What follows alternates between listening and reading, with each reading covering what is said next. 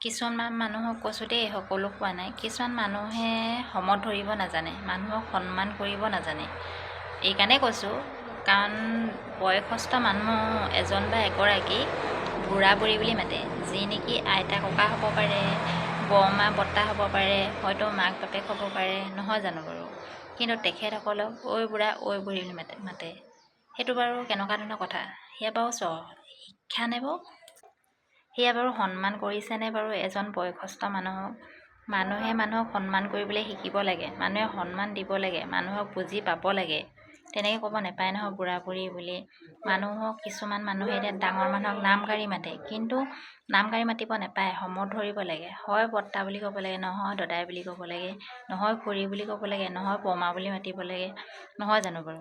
কিন্তু মানুহবিলাকৰ আচাৰ ব্যৱহাৰ ইমানেই মানে নিষ্ঠুৰ হৈ গৈছে, মানে সমত ধৰিবলৈ পাহৰি গৈছে মানুহে মানুহক। এদিনটো আমিওতো বুঢ়া বুঢ়ী হ'ম, আমাকতো কোনোবাইতো ক'ব ন, এইজনী বুঢ়ী, এইটো বুঢ়া, সেইটো বুলি ক'ব। কিন্তু আমাৰ তেতিয়া কেনেকুৱা লাগিব ভাবকচোন। সেইকাৰণে মানুহে সমত ধৰিব লাগে, কাহানিও মানুহক বুঢ়া বুঢ়ী বুলি হাঁহিব নাপায়। ভিডিঅ'টো ভাল লাগিলে মানে লাইক কমেণ্ট এটা কৰিবলৈ নাপাহৰিব। ধন্যবাদ।